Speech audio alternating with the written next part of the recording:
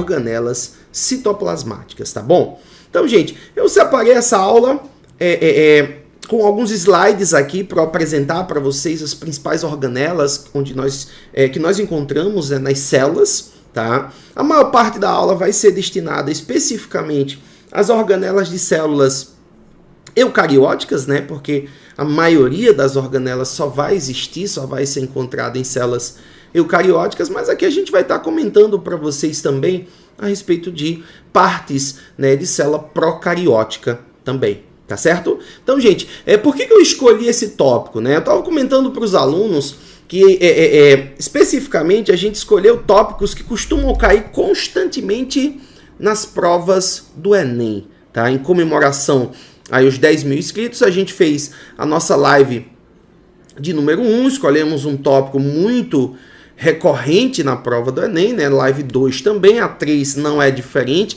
e a gente vai seguir esse tipo de padrão, tá? Lembrando que a live 1 foi sobre vírus, tá, gente? A gente trabalhou o conteúdo de vírus com vocês, tá certo?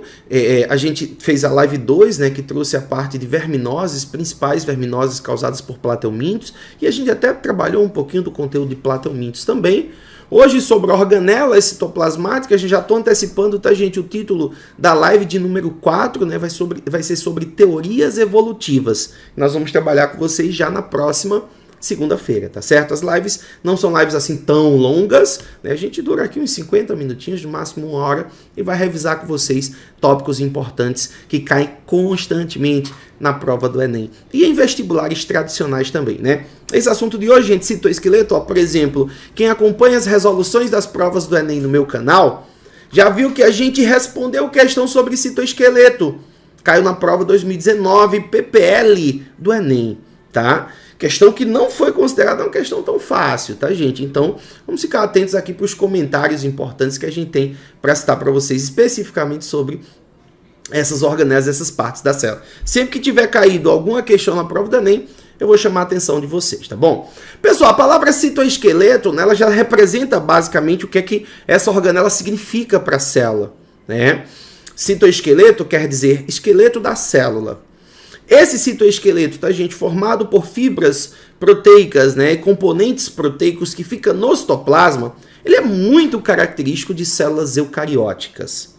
As células procarióticas normalmente não têm citoesqueleto, tá? Mas há uma polêmica com relação a alguns autores que consideram a presença de citoesqueleto de células procarióticas, porque alguns autores consideram, por exemplo, a parede celular como sendo uma membrana esquelética, aí seria um tipo de esqueleto celular e pode-se traduzir ou se levar em consideração esse tipo de composição. E até mesmo a presença de algumas proteínas filamentosas que podem também ser encontradas em seres procariontes. Mas o esqueleto dessa forma, o citoesqueleto dessa forma, como eu vou descrever para vocês, formado por microtúbulos, formado por microfilamentos e formado por filamentos intermediários, esse citoesqueleto é bem característico de células eucarióticas, tá bom? Gente, o citoesqueleto ele é formado por uma trama, né, de filamentos proteicos que são divididos exatamente em 3 grupos. Ó. Os microtúbulos, que são os mais espessos, em forma de tubo, constituídos principalmente pela proteína chamada de tubulina. Os microfilamentos, né, que são constituídos aí principalmente pela proteína do tipo actina, e os filamentos intermediários com a composição principal aí sendo formados por queratina, tá? Sabendo mais ou menos a função de cada uma dessas proteínas, a gente consegue estabelecer aqui com vocês também a função básica do citoesqueleto, né? A tubulina, gente, é um tipo de proteína, né, que é bastante atuante na divisão celular. Essa tubulina, ela forma as fibras do fuso, né, que atuam na divisão celular especificamente. Então, o citoesqueleto tem papel importante na divisão celular, seja na miliação dos cromossomos, na hora da divisão celular, na hora da formação de um plano equatorial, seja até mesmo na organização dos cromossomos, né, no plano equatorial da célula. Aquele fuso mitótico, né, se forma graças a essas tubulinas, né, que vão se organizando aí. Então, participação importante de formação das fibras da divisão celular. Essa tubulina ela também é atuante, né, na composição de cílios e flagelos. Então o citoesqueleto ele tem papel importante no processo de formação dessas estruturas também, né? Microfilamento de actina, gente, a actina tem muita relação com movimentos, já que a actina é uma proteína de contração, lembra? Na contração muscular, a actina, a miosina vão ter uma ação, no caso a actina desliza sobre a miosina para poder a contração muscular acontecer, e essa contração depende do citoesqueleto de uma forma em geral, tá? Os filamentos intermediários, tá, gente, são formados por queratina. A queratina é muito uma proteína, digamos assim, de ancoragem, de fixação. Então essas seriam as funções mais relacionadas ao citoesqueleto. A questão que você pegar pode estar falando sobre ciclose, pode estar falando sobre formação de pseudópodes, né? Pode estar falando a respeito de movimentação de microvilosidades, pode estar falando a respeito de movimentação de cílios e flagelos, e tudo isso envolve também uma base do funcionamento do citoesqueleto, tá bom? Trouxe uma imagem legal aqui para mostrar para vocês, ó, gente. Nessa imagem a gente percebe um tipo de foto, digamos assim, né, que evidencia apenas a composição do citoesqueleto na célula. Ele forma como se fosse uma armaçãozinha interna, tá? Como eu estou usando o chroma key aqui, tá, gente, na minha aula, o que aparece em verde aqui está meio que escuro, mas não tem problema, tá? Aqui mostrando os microfilamentos são os mais delgados de todos, os filamentos intermediários são intermediários, como o próprio nome já sugere, e os microtúbulos, né, formam as estruturas mais espessas.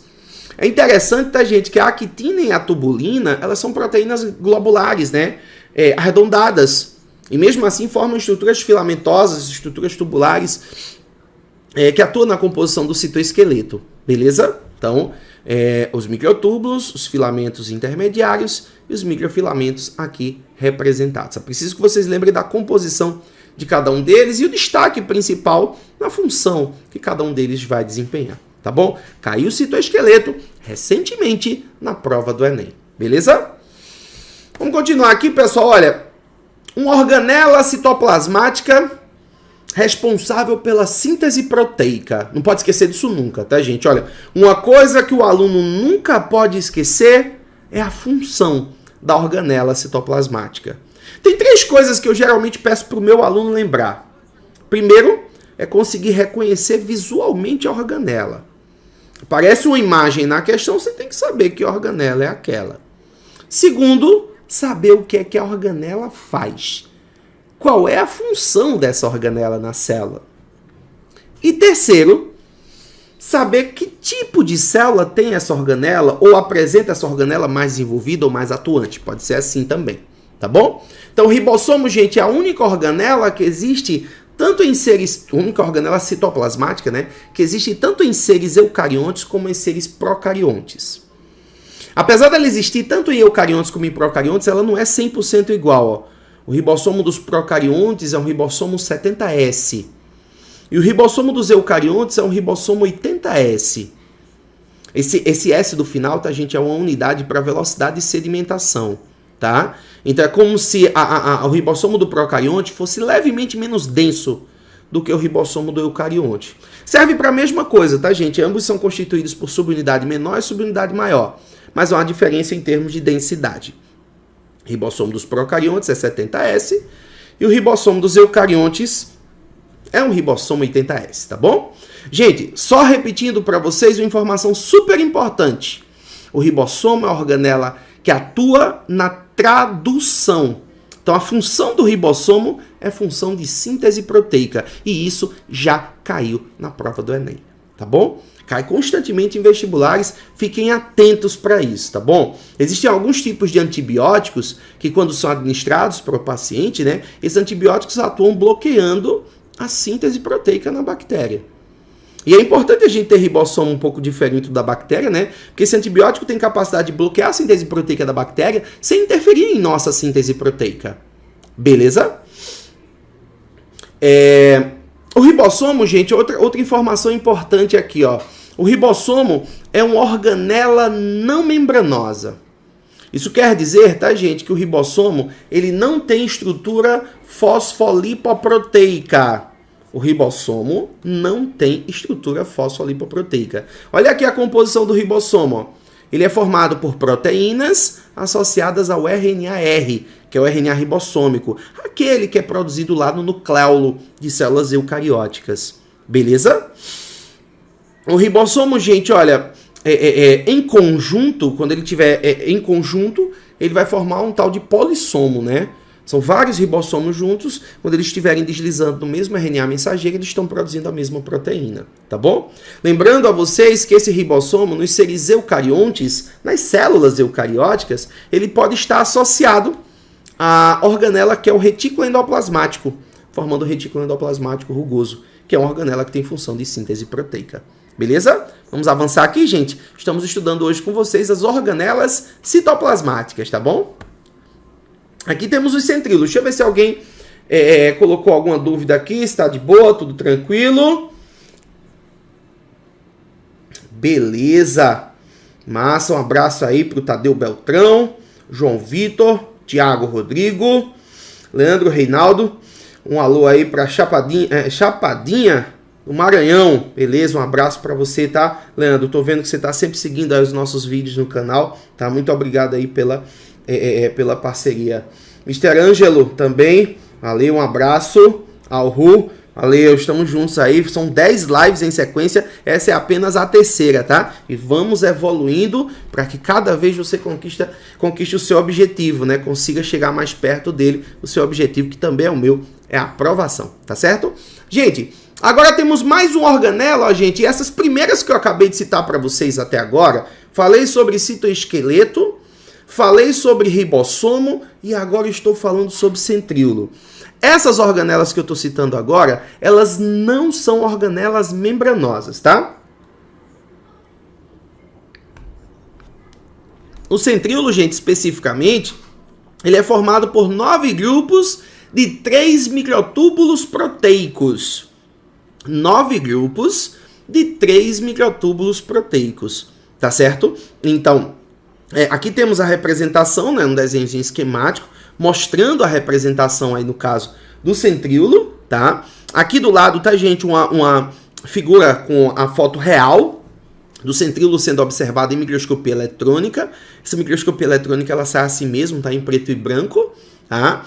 Os centríolos, gente, estão presentes em quase todos os eucariontes. Só antecipando para vocês, não existe centríolo em procarionte, tá? Gente, a única organela que a gente tá citando aqui, das que a gente vai citar todas no decorrer da aula, né? A única que seria também encontrada bem nos procariontes seria o ribossomo, tá? O restante são todas organelas típicas de seres eucariontes. E olha, gente, nem todo eucarionte tem centríolos.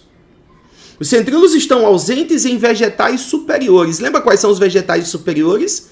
Gimnospermas e angiospermas. Então, os centríolos estão ausentes em vegetais superiores. Estão ausentes também em alguns fungos, em muitos fungos na realidade, né? Poucos fungos têm centríolo em sua estrutura, mas está presente em muitos eucariontes. Quando está presente, a célula é eucariótica, tá? E normalmente ele está presente aos pares, ó, desse jeitinho aqui, ó, formando o que a gente chama de diplossomo, localizado normalmente numa região chamada de centrosomo, que é possível que alguma questão de prova encare centrosomo como sendo sinônimo de centríolo. Já vi isso várias vezes acontecer em questões, tá certo? Gente, o que é mais importante aqui, lembra que a gente falou agora há pouco? As coisas mais importantes que tem pra gente lembrar é a função da organela. Os centríolos têm função importante de atuar na divisão celular. Lembra, gente, os centríolos formam as fibras do áster. As fibras do áster fazem com que a divisão celular seja classificada como uma divisão astral. Então, divisão celular que tem centríolo é divisão cêntrica. Divisão celular que tem centríolo é divisão do tipo astral, porque forma a fibra do áster. É cêntrica porque tem centríolo e é astral porque forma fibra do áster, tá bom? Além de atuar na divisão celular, gente, os centríolos são responsáveis pela formação de cílios e flagelos. Na minha concepção, gente, isso é o mais importante para lembrar sobre centríolos, as funções. Lembra que eu pedi para vocês lembrarem quem tem, qual a função e conseguir reconhecer visualmente essa organela citoplasmática, tá? Não lembro de centríolo ter sido cobrado ultimamente em provas do Enem, não, tá? Complexo golgiense, que pena, ó, gente, o complexo golgiense aqui não apareceu legal, tá? Porque essa figura, eu não me dei conta, ela era verde. Como a figura era verde, tá, gente? Aqui quando pegou o chroma key... Deixa eu ver se eu consigo... Eu acho que eu vou conseguir fazer isso, ó. Eu vou desligar aqui um pouco o chroma key só para que você consiga visualizar. Deixa eu ver se eu consigo fazer isso, viu? Eu vou mexer, eu vou reinar aqui. Deixa eu reinar aqui. Não é aqui. É em propriedade. Só porque eu quero mostrar... filtros. Só porque eu quero mostrar isso aqui para vocês. Tá bom? Então, ó, vou desligar. Daqui a pouco eu coloco de novo isso aqui. Pronto. Fiz agora, ó. Ih, não pegou. Não pegou, que eu acho que é o próprio vídeo que tá pegando. Em filtros não tá indo, né? Então eu vou voltar pro meu filtrozinho que... senão não pega. Senão não fica legal. Melhor ficar aqui mesmo nesse filtro. Aqui, na realidade, ele era formado por... se você digitar no Google, aí você acha fácil, tá, gente? Eu vou deixar esse material de apoio para vocês depois, que vocês vão conseguir visualizar melhor ele, tá bom? Tudo que aparecer de verde ou meio esverdeado, não vai pegar direito aqui por conta do chroma key que eu estou usando, para eu ficar aqui meio que dentro desse slide para vocês, tá bom? Então, olha, gente, complexo golgiense é uma organela membranosa. Olha, gente, se liga aí nessa aula. A partir desse slide... toda organela que eu estiver citando aqui para vocês na aula vai ser organela membranosa. Organelas membranosas, gente, são organelas citoplasmáticas, né, membranosas, são exclusivas de seres eucariontes. Então, nenhuma dessas organelas membranosas vai acontecer em seres procariontes, tá bom? Organela membranosa formada por sáculos lamiliformes. Esses sáculos lamiliformes são sacos achatados em forma de lâmina. Cada bolsazinha do complexo de Golgi é chamada de dictiossomo ou de golgiossomo, tá? Então, aqui o que tinha, gente, eram várias bolsinhas achatadas, ó. Cada bolsinha, um golgiossomo, um dictiossomo, tá? E, na realidade, eu não consegui mostrar isso para vocês porque eu estou usando o chroma key, ele é verde e a organela aqui do desenhozinho era verde. Eu não me liguei nesse ponto, né? Coisas do ao vivo. Acontece, tá, gente? Funções do complexo golgiense, ó, gente. Funções. Para que serve o complexo golgiense? Isso é uma das coisas que mais caem em provas, ó. Ele armazena, transforma e secreta substância. Então, eu preciso que vocês lembrem, isso já caiu várias vezes na prova do Enem, eu preciso que vocês lembrem que o complexo golgiense, ele atua na secreção de substâncias. Ele é responsável pela secreção de substâncias. Então, uma célula que é especializada em secretar substâncias vai ter complexo golgiense bem desenvolvido. Agora, para ser, tem que ser uma célula eucariótica. Para ser uma célula com complexo Golgi bem desenvolvido, tem que ser uma célula eucariótica. Beleza? Então, ele atua na formação também, ó, de lisossomos primários. É por isso que vegetais também têm lisossomo, né, embora seja uma estrutura rara de ser visualizada em imagens. Atua na formação do acreossomo. Lembra do acreossomo, gente? Aquele capuz acreossômico, o capuzinho que está ali na frente do espermatozoide, que abre caminho para que a fecundação venha a acontecer. Isso é papel também do complexo golgiense. Atuar na formação do acreossomo do espermatozoide. Atua na formação da lamela média, aquela paredezinha que se forma no meio da célula vegetal, quando ela está se dividindo, né? Lamela média é formada a partir do complexo Golgi. Síntese de glucídeos. Você pode colocar transformação de substâncias. Há alguns anos atrás, tá, gente? Pouco tempo atrás, caiu uma questão na prova da Uncisal aqui em Alagoas, que falava que o complexo golgiense atuava na glicosilação de proteínas. Essa glicosilação de proteínas, gente, é a transformação de proteínas. Então, o complexo golgiense atua na transformação de substâncias. Ele armazena, transforma e secreta substâncias, né? É papel importante e essa é organela importante para a gente comentar aqui para vocês, tá bom?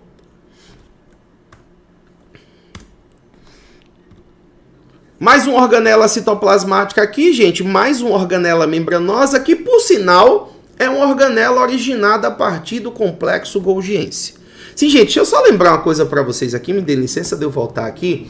Complexo golgiense, também chamado de complexo de Golgi, é assim chamado também porque ele foi descoberto por Camilo Golgi, descoberto no século XIX, tá, gente?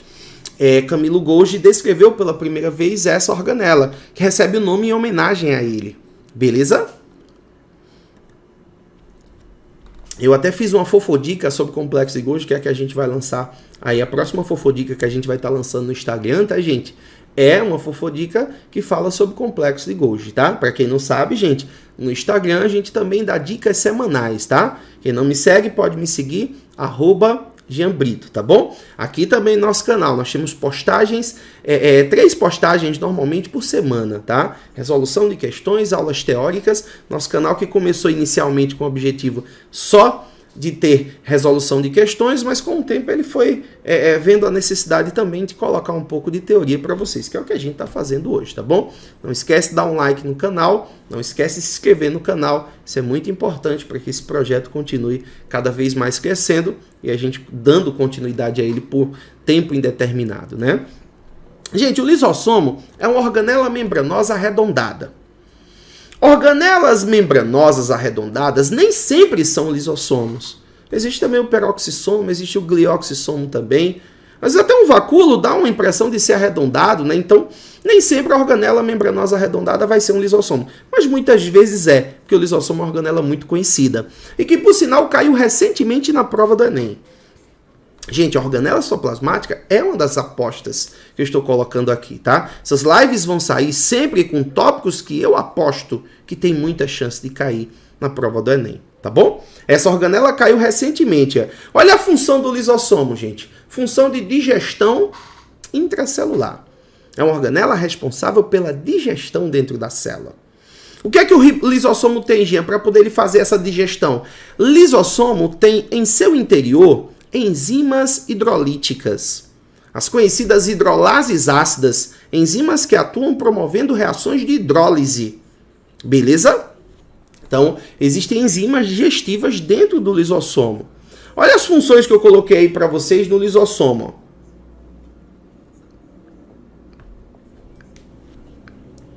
Função autofágica, quando a célula digere um pedaço dela mesma. Ô Jean, pode explicar melhor essa ideia de função autofágica, que eu não estou entendendo direito. Como é essa função autofágica? Gente, a função autofágica, ela acontece quando, por exemplo, tem uma mitocôndria ali sobrando, né? Na verdade, essa mitocôndria está ali em grande quantidade, só que o músculo não está mais sendo usado. Eu sempre cito em sala de aula, tá, gente, o exemplo de que, vamos supor, uma pessoa que é atleta, um indivíduo que é atleta. Vamos dar o exemplo do Neymar, Neymar muito famoso, né? Neymar teve uma época que passou um tempo com o pé fraturado. Então, ele faz muito exercício físico, tá, gente? Ele treina diariamente. Só que passou um tempo com o pé fraturado, até sem poder botar o pé no chão. Tem um monte de mitocôndria ali que começa a não ser tão bem utilizada, entendeu? Aí, consequentemente não deu para... não dá para se ficar segurando essa mitocôndria ali e, de repente, a mitocôndria vai começar a ser digerida. Né? Então, vai ter a digestão da mitocôndria. Essa digestão é feita por um vacúolo autofágico, tá bom?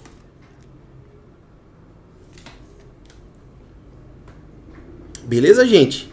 Então, agora a gente está trabalhando com vocês, ó, a função do lisossomo, né? O lisossomo também tem função heterofágica. A função heterofágica, gente, é quando o lisossomo vai digerir alguma coisa que foi englobada pela célula, tá? A função heterofágica é quando o lisossomo digere algo que foi englobado pela célula, beleza? A função de autólise é a função de autodestruição da célula, quando, por exemplo, a célula passa e sofre uma apoptose, por exemplo, né? Então, a morte celular programada, essa apoptose, ela acontece em decorrência de uma autólise. É quando tem uma programação para a destruição de toda a estrutura da célula. Hoje, dá um outro exemplo aí de autólise que a gente poderia encontrar num livro. Uma das coisas que mais cai em provas, tá, gente? É a regressão da cauda do girino. Lembra, na metamorfose dos anfíbios? O girino é a fase larval do anfíbio. Quando ele passa para o estágio terrestre, ele sofre uma metamorfose. Então, nessa metamorfose dos anfíbios, tem a regressão da cauda do girino. E essa regressão se dá por autólise. Quer outra também, outra importante ação que a gente pode citar para vocês com relação à autólise? O rompimento das membranas interdigitais que acontece na nossa mão, tá, gente? Então, durante o nosso desenvolvimento embrionário, logo quando acontece a formação da nossa mão, os nossos dedos, eles são coladinhos uns nos outros. Então, a ação do lisossomo promove o rompimento das membranas interdigitais. E os dedos passam a ser, digamos assim, soltos, né, livres. Então, eles não ficam mais juntos, colados uns nos outros. Então, são funções relacionadas à autólise. A mais conhecida que tem é a regressão da cauda do girino. Tá? Essa é a mais conhecida função de autólise. Gente, cuidado para não confundir autofagia com autólise. Na autofagia, a célula destrói um pedaço dela, digere um pedaço dela, mas a célula não morre. Na autólise, acontece destruição completa da célula, tá? Então, cuidado para não confundir autofagia com autólise, beleza? Deixa eu ver aqui. Muita fé, Mr. Ângelo, beleza. Rafaela Nascimento, um beijo. Tá mandando a live. Eu vi uma do Enem 2017 que caiu com gráficos, né? Ângelo, vê se é aquela questão que falava sobre... É uma questão que trazia gráficos, que falava sobre citoesqueleto especificamente. Eu acho que eu resolvi essa no meu canal, viu? Um canal aqui importante, tá? Um abraço, minha querida doutora Yamina Montaldo. Tá aqui, valeu, um abraço. Né? Me lembra antropofagia, né? Antropofagia já não seria uma coisa tão voltada aqui para ação celular, né? Mas lembra um pouco, né? Antropofagia fala-se muito em literatura, né? Mas vamos lá, então, autofagia é quando a célula digere um pedaço dela mesma, heterofagia é quando ela digere algo que veio de fora, oriundo de uma fagocitose, uma pinocitose, e a autólise é quando tem toda a destruição da célula. Tudo isso é papel do lisossomo, tá? Não coloquei imagem aqui, gente, porque o lisossomo ele vai aparecer basicamente como uma organela arredondada, mas eu trouxe um esqueminha aqui, olha, do lisossomo, mostrando a atividade dele, ó, na autofagia. Lembrando, tá, gente, que para a formação de uma estrutura, de um vacúolo autofágico, normalmente há a participação do retículo endoplasmático, tá? Aqui o lisossomo primário, ó. O lisossomo primário, gente, é o lisossomo com as enzimas em seu interior para digestão. Quando ele se junta a algo que será digerido, como por exemplo um fagossomo, como por exemplo um pinossomo, ou até mesmo um vacúolo autofágico, ele forma um lisossomo secundário. Lisossomo secundário é conhecido também como vacúolo digestivo. É o local onde está acontecendo a digestão, tá certo? Mais organela membranosa citoplasmática, gente. Esse é o retículo endoplasmático. Na realidade, quando a gente fala em retículo endoplasmático, a gente termina comentando sobre duas organelas citoplasmáticas, né? Pois tem o retículo endoplasmático liso e o retículo endoplasmático rugoso. E qual a diferença principal entre eles? Está no nome, né, gente? Retículo endoplasmático liso é liso e o rugoso é rugoso. O nome já dá essa ideia pra gente. Ô, Jean, mas por que um é liso e o outro é rugoso? Aí entra num ponto importante. Retículo endoplasmático rugoso, gente, é rugoso por conta dos ribossomos que estão aderidos à sua superfície. Isso lhe confere um aspecto de rugosidade, tá bom? Então, retículo endoplasmático rugoso tem um aspecto de rugosidade devido aos ribossomos que estão aderidos à parede desse retículo endoplasmático. Retículo endoplasmático liso não tem ribossomos aderidos à sua parede. Então, gente, aí a gente também termina, por essa característica, a gente também termina dando uma diferença de função. Retículo endoplasmático rugoso atua na síntese proteica, principalmente produzindo proteínas para exportação. Normalmente, a proteína para exportação é produzida no retículo endoplasmático rugoso. De lá vai para o complexo golgiense, do complexo do golgiense vai via vesícula de secreção para fora da célula, especificamente por uma exocitose, tá? Retículo endoplasmático liso não produz proteína, mas o rugoso produz proteína. Hoje, a retículo endoplasmático liso produz alguma coisa? Produz. Síntese de lipídios. Aí pode aparecer como síntese de esteroides, síntese de colesterol, síntese de fosfolipídios. E também atua na desintoxicação. Se a questão estiver falando sobre desintoxicação, tá, gente? Ela pode estar falando sobre retículo endoplasmático liso, ou peroxissomo, até mesmo glioxissomo. Tá? Normalmente essas organelas que serão citadas em processos de desintoxicação. O retículo endoplasmático rugoso, gente, ele também tem outra diferença com relação ao liso, que ele tem canais um pouco mais aplanados, um pouco mais achatados, enquanto que o liso tem canais um pouco mais globosos, mais arredondados em corte, tá? E é muito comum a gente ver um retículo endoplasmático rugoso associado a uma carioteca, né? A carioteca da célula. Beleza? Preciso que vocês lembrem, essas duas organelas, tá, têm função de transporte. Funciona como se fosse um encanamento dentro da célula, tá, gente? Transportando substâncias. Isso pode produzir lipídios, pode produzir proteína, dependendo do retículo endoplasmático que você está observando, tá bom? Aqui, gente, uma imagem que eu peguei na internet, ó, a carioteca, essa não é verde, aparece, né? Carioteca aqui representada, ó. Junto da carioteca é muito comum da gente ver o retículo endoplasmático rugoso. Esses pontinhos pretos que estão do lado de fora dele são justamente uma referência aos ribossomos, tá? Vejam que são canais um pouco mais achatados. E o retículo endoplasmático liso tem canais um pouco mais globosos, um pouco mais arredondados, especificamente aí, né? Retículo endoplasmático liso, ó, com esses canais um pouco mais globosos e arredondados. Beleza? Aqui os plastos ou plastídeos, né? Deixa eu ver aqui, ó. Débora Evelyn, minha comadre, um grande abraço. Tá certo? Beleza. Questão 2007 é sobre o caminho que... tá, lembro sim.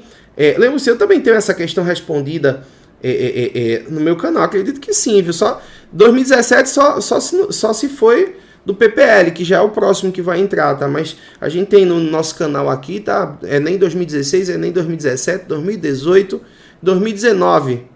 2019 PPL, 2018 PPL, 2016 PPL também. Tô devendo 2017 PPL que me cobraram essa semana, mas a gente já vai começar as gravações dessa prova, tá? Mas eu lembro, eu sei qual é, Ângelo. A ideia é a seguinte, né? A questão caiu na prova da ENEM, pedir a sequência, né? Dizer assim, olha...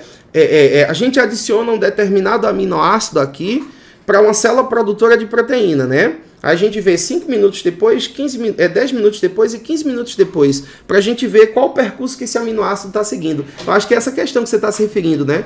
Que traz os gráficos. Aí, no primeiro momento, os aminoácidos vão estar no retículo endoplasmático rugoso, porque é ali que a proteína vai ser produzida. Os aminoácidos marcados, né? Aí, num segundo momento, os aminoácidos vão estar no complexo golgiense, que é quem armazena a substância para depois fazer a secreção. E no terceiro momento vão estar na vesícula de secreção em maior quantidade. Então, no primeiro momento, aos 5 minutos, tem que ter retículo endoplasmático rugoso com maior quantidade dos aminoácidos marcados. Aí, num segundo momento, aos 10 minutos, mais no complexo de Golgi. E num terceiro momento, aos 15 minutos, eu acho que é mais ou menos isso que o gráfico traz, uma maior quantidade nas vesículas de secreção, que são elas que vão colocar essa proteína para fora. Eu acho que eu estou recordando dessa questão sim, tá? Eu acredito que ela está lá, eu acredito que ela está aí respondida, tá? Mas se não estiver, a gente vai estar fazendo aí lista da prova de 2017, né? Eu lembro sim dessas questões. As questões do Enem a gente responde muito, né? Em sala de aula eu já respondi praticamente todas que eu tenho aqui no meu acervo para vocês, disponibilizo aí para vocês. Isso é importante, né? Um abraço, obrigado aí pelo comentário, viu? Esse comentário, essa interação é sempre importante aí pra gente também, tá bom?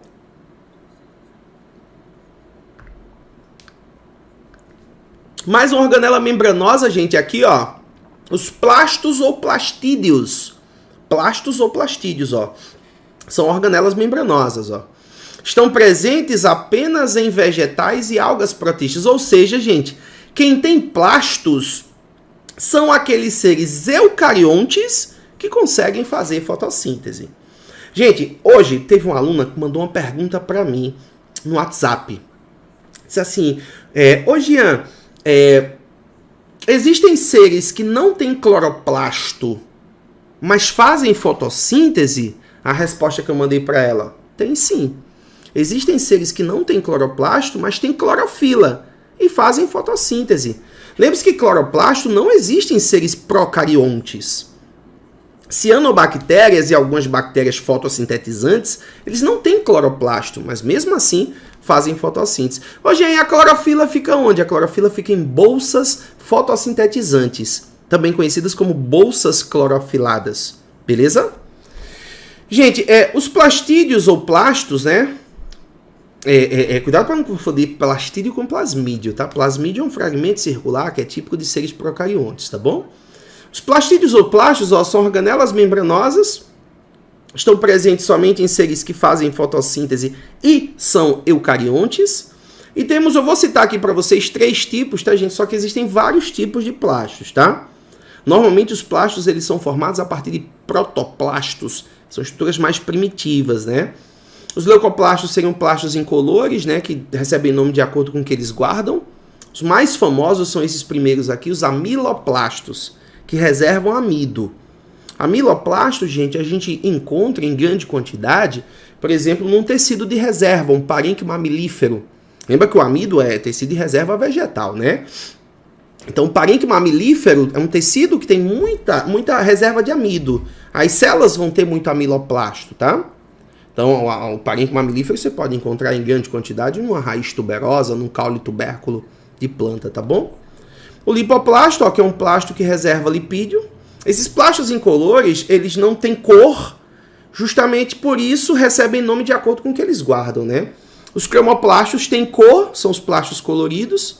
Eu vou até apagar, vou até que sair um pouquinho desse vídeo, tá? Só para que você visualize melhor o texto que está aí para vocês, tá certo?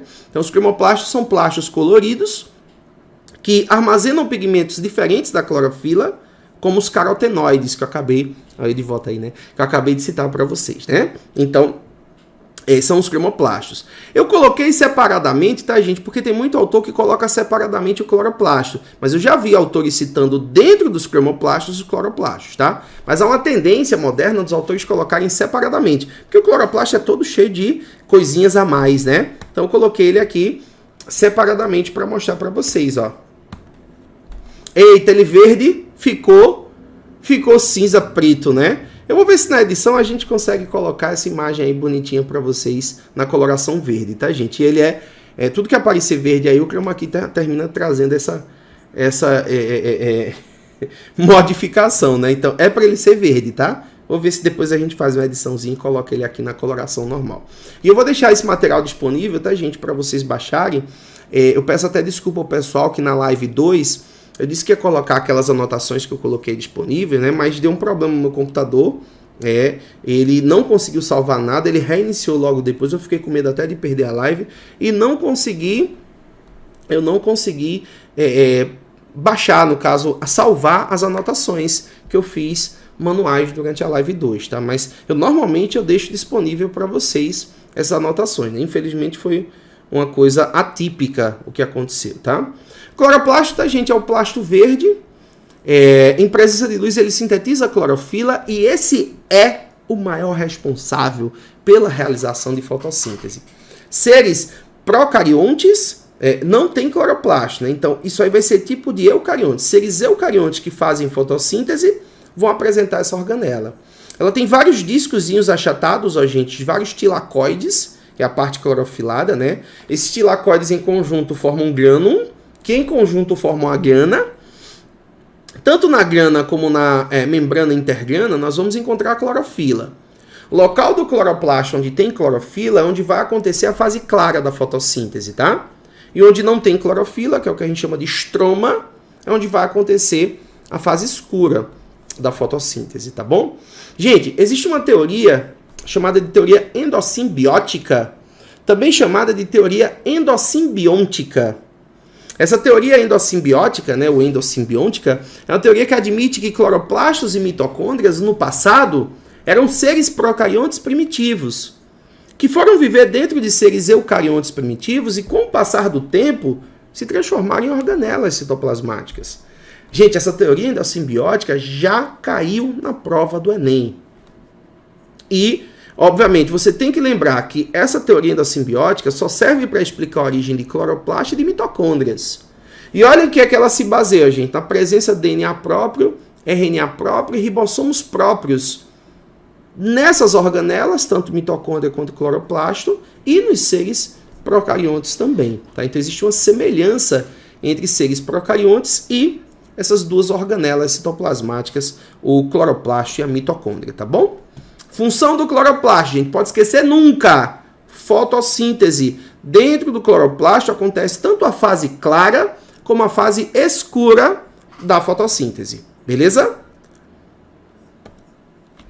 Olha a outra organela aí, ó.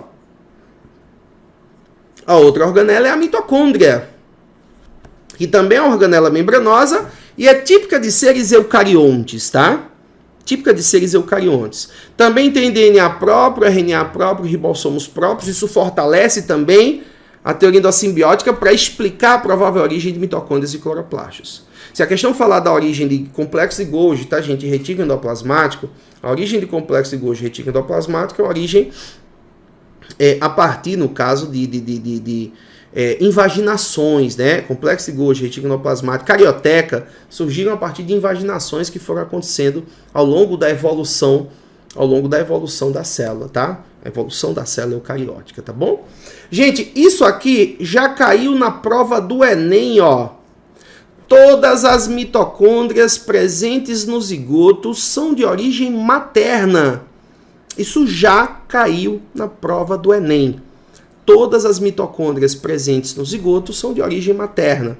É por isso que a gente pode utilizar, tá, gente, investigação e sequenciamento de DNA mitocondrial para identificação de maternidade. A mitocôndria que está presente no corpo da gente veio da nossa mãe, e sempre da mãe, tá, gente? Nunca do pai, beleza? Função da mitocôndria, gente, se a questão falar sobre a função da organela. Função da mitocôndria, produção de energia. Atua na respiração celular, na produção de energia, produção de ATP. Agora lembre-se, ó, só acontece na mitocôndria as duas últimas etapas da respiração, né? A parte aeróbica, especificamente. A glicólise acontece no hialoplasma. Beleza, minha gente? Então, bem legal. Aqui tem que saber reconhecer a mitocôndria, tá? Que ela tem uma membrana externa lisa, uma membrana interna preguiada em sua estrutura, tá bom? Mitocôndria já caiu várias vezes na prova do Enem, tá, gente? Olha, já caiu na prova do Enem questão de lisossomo, questão de ribossomo, questão de complexo golgiense, questão de mitocôndria, inclusive algumas vezes, por sinal, tá? Então, a gente tem que estar atento, tá, gente, com relação a essas organelas. Nos últimos anos, vem caindo organela citoplasmática praticamente todo ano na prova do Enem. Então, é uma dica para vocês, né? Deve ter questão, muito provavelmente vai ter questão sobre organelas na prova do Enem desse ano, tá bom? Vamos continuar. Aqui está o peroxissomo, tá, gente? Esses peroxissomos, eles são organelas arredondadas,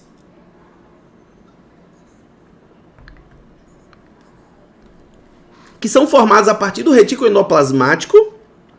Lembre-se que o retículo endoplasmático rugoso forma as proteínas que estão dentro do peroxissomo, e normalmente ele sai da estrutura do retículo endoplasmático liso.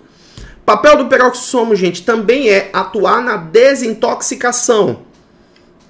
Peroxissomo atua na desintoxicação. Beleza? É função do peroxissomo atuar na desintoxicação. O peroxissomo tem uma enzima dentro dele, tá, gente? Essa daí que é a mais famosa de todas, é a enzima chamada de catalase. E essa enzima catalase, gente, ela atua na degradação de água oxigenada. O que acontece é o seguinte, a água oxigenada é o peróxido de hidrogênio, tá, gente? O que acontece é o seguinte, ó. Esse peroxissomo tem uma coisa que poucos livros de ensino médio descrevem, explicam direitinho pra gente, né? Mas eu vou esclarecer para vocês. Esse peroxissomo, ele dá uma força à mitocôndria quando está se consumindo lipídios para geração de energia, tá? Quando o ácido graxo é de cadeia muito longa, geralmente é o peroxissomo que faz a beta-oxidação dos ácidos graxos, para ir formando o acetil, para que esse acetil passe a ser usado na respiração, no ciclo de Krebs especificamente. Isso quando o corpo está usando, ou quando a célula está usando lipídio como fonte de energia. Só que, diferentemente do que acontece na mitocôndria, quando a beta-oxidação vai acontecendo, a beta-oxidação do peroxissomo gera H2O2, que é água oxigenada, que é um produto tóxico, que tem que ser degradado, porque senão vai intoxicar a célula. Então o próprio peroxissomo resolve o problema dele, gerado por ele, né, pela atividade dele. Então a catalase vai lá e promove a quebra de água oxigenada, formando água e O2. Gente, na minha infância fazia-se muito isso, né? Hoje em dia faz menos, né? Mas quem já colocou água oxigenada, eu ouvia falar que vegetal nunca tem peroxissomo. Vegetal tem glioxissomo. Mas hoje em dia os autores estão dizendo isso aqui, ó. Para alguns autores, o glioxissomo é um tipo especial de peroxissomo.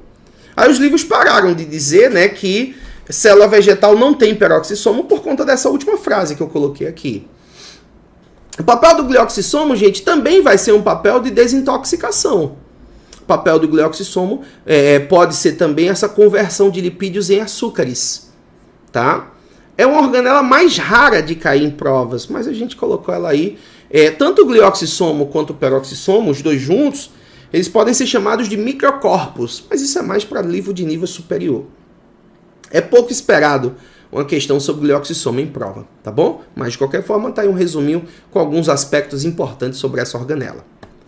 Chegamos aqui na última organela que eu vou comentar hoje para vocês aqui, tá, gente? Fechando aí as principais organelas citoplasmáticas, essa daqui é o vacúolo, que pode aparecer nas células de três formas, tá? O vacúolo pode ser um vacúolo de suco celular, pode ser um vacúolo pulsátil ou contrátil, ou pode ser um vacúolo relacionado com a digestão celular. Pode ter uma dessas três ações aí, tá? O vacúolo central, também chamado de vacúolo de suco celular, ele é típico de células vegetais, tá, gente? Normalmente ele ocupa uma grande parte do citoplasma. Daqui a pouco eu mostro a imagem para vocês. Eu sei que ela vai ser verde, porque é uma célula vegetal, não vai aparecer tão legal, mas a gente vai descrever ela para vocês, tá bom? Armazena água, armazena sais, armazena proteínas solúveis, pigmentos podem ser armazenados ali. O vacúolo de suco celular, gente, pode ser citado como local de produção de flavonoides, que são metabólitos secundários produzidos na célula vegetal. A membrana do vacúolo central é chamada de tonoplasto. Tonoplasto é o nome da membrana que circunda o vacúolo de suco celular, tá certo? Tem outro vacúolo, tá, gente, um pouco diferente, que é chamado de vacúolo pulsátil ou contrátil. Esse vacúolo pulsátil ou contrátil, gente, ele funciona como se fosse uma bombinha d'água, que fica bombeando água para fora da célula. Existem três pré-requisitos necessários para uma célula ter vacúolo pulsátil ou contrátil. Primeiro, o ser tem que ser unicelular. Então, o vacúolo pulsátil é típico de unicelulares. Segundo, não ter parede celular. E terceiro, o organismo tem que viver em água doce, no meio hipotônico. Lembra, gente, a gente chama água de água doce, não é porque ela é doce, é porque ela tem pouco sal, né? Não é porque ela tem açúcar, não. Aí, o organismo que vive em água doce, ele está no meio hipotônico, então ele tende a ficar ganhando água por osmose. E a água vai entrando por osmose, tá, gente? Aí, o que é que acontece? Esse vacúolo pulsátil contrátil, ele vai ficar bombeando água para fora da célula, para que a célula não sofra lise. Por isso que eu botei aqui, ó, evitando a lise da célula. Lise é o rompimento da membrana, tá, gente? Então, vacúolo pulsátil contrátil é uma organela que funciona como uma bombinha d'água, que fica, ó, gastando energia e jogando para fora da célula a água que está entrando no meio, tá? Então, esse seria o papel do vacúolo pulsátil ou contrátil, tá certo? E o vacúolo relacionado à digestão, né? Que pode ser um vacúolo alimentar, pode ser um vacúolo digestivo ou pode ser um vacúolo residual. O vacúolo alimentar é um fagossomo, um pinossomo, por exemplo. O vacúolo digestivo é o lisossomo secundário. E o vacúolo residual é aquele vacúolo que contém resíduos. Normalmente serão colocados para fora da célula após a digestão ter se completado, né? Por uma exorcitose, né? Então, esse vacúolo pulsátil e o vacúolo... Esse último vacúolo, tá, gente? Vacúolo ligado à digestão, relacionado com a digestão, ele nem sempre está presente ali. É possível que os autores contestem um pouco e não citem como sendo organelas firmes e fixas ali o tempo todo, tá? Aí o Ângelo está falando o seguinte, aí vem o ácido lático. O ácido lático ele é produzido num processo de fermentação, tá, Ângelo? Processo de fermentação, fermentação lática, que acontece no hialoplasma, tá? Lembrando, tá, gente, que esse hialoplasma, também chamado de citosol, é a matriz citoplasmática, onde essas organelas todas que eu estou citando aí, elas ficam mergulhadas. O hialoplasma é um local onde acontecem reações químicas importantes do metabolismo da célula. Inclusive, as reações da fermentação, a própria glicólise, que eu citei agora há pouco, né, que pode ser uma via tanto para a fermentação como para a respiração, acontece no hialoplasma. Tá? Então, no hialoplasma pode acontecer uma fermentação lática, gerando o ácido lático que o Ângelo citou agora há pouco, tá certo? Boa noite, Jefferson. Um abraço aí, Cruz, do Rio Grande do Norte, tá? Grande abraço aí para vocês, tá certo? Obrigado aí por Santa Cruz, né? Santa Cruz do Rio Grande do Norte. Um grande abraço, pessoal do Rio Grande do Norte, né? Obrigado aí por estar acompanhando a nossa live, tá certo? Uma live de comemoração aos 10 mil inscritos no nosso canal, tá bom? Então, só pra gente finalizar, gente, que pena, apareceu que tudo que tava verde ficou escuro aqui, tá? Por conta do chroma key que eu tô usando. Mas aqui é o vacúolo central, ó, ocupando grande parte do citoplasma. Isso aqui era verdinho, tá, gente? Essa parte externa aqui, ó, era verdinha, era a parede celular. Aqui é o núcleo da célula, ó, retículo endoplasmático rugoso, retículo endoplasmático liso, complexo de Golgi. Aqui tinha mitocôndria e tinha cloroplasto, esses verdinhos que ficaram assim estranhos. E tem a mitocôndria de outra cor aqui, ó, mitocôndria. Tá vendo? Isso aqui é a membrana plasmática, não ficou legal por conta do fato de ter ficado preto aí, né? Aqui o paramécio, né, gente, mostrando para vocês, ó, a estrutura do vacúolo pulsátil, que parece um solzinho, ó. Ele fica bombeando água para fora da célula, tá? Um abraço aí, Elson. Grande abraço para você, viu? Obrigado aí por estar assistindo nossa live, tá? E aqui, gente, vacúolos relacionados à digestão, ó. Um vacúolo alimentar, né, um fagossomo, produto dessa fagocitose. Depois um vacúolo digestivo aqui, ó, já com a digestão acontecendo. Lembrando que esse vacúolo digestivo ele pode também ser chamado de lisossomo secundário. Olha que interessante, gente. Numa imagem dessa que está aparecendo aí, a gente pode fazer um monte de questão, ó. Tem membrana plasmática aparecendo aqui, tem retículo endoplasmático rugoso, formando uma vesícula de transporte, mandando para o complexo golgiense, ó. Complexo golgiense fabricando os lisossomos, lisossomo atuando na digestão, o vacúolo autofágico, né, vacúolo digestivo. Aqui tem vacúolo residual. Aqui tem uma fagocitose acontecendo. Então a gente pode pegar uma imagem dessa e produzir um monte de questão, tá? É bem legal isso aí, tá, gente? Olha, essa sequência aqui ela é muito cobrada em provas. Não a sequência necessariamente para formar o lisossomo, mas a sequência para fabricar alguma substância que vai ser secretada, né? O complexo de Golgi atua muito nessa secreção, tá bom? Pois bem, pessoal, essa foi a nossa live de hoje, onde eu trouxe para vocês as principais, mais importantes organelas citoplasmáticas, tá bom? Então, queria agradecer aqui a presença de vocês durante essa live, agradecer a quem está assistindo a live depois também dessa edição. Deixa um comentário aí pra gente, não esquece de se inscrever no nosso canal, né? Me sigam nas redes sociais, @JeanBrito, e até a próxima segunda em mais uma live. Já adiantei o título, tá? Próxima live, gente, vai ser sobre teorias evolutivas, um outro tópico que a gente aposta bastante que venha a cair na prova do Enem, tá bom? Grande abraço para todos, boa noite.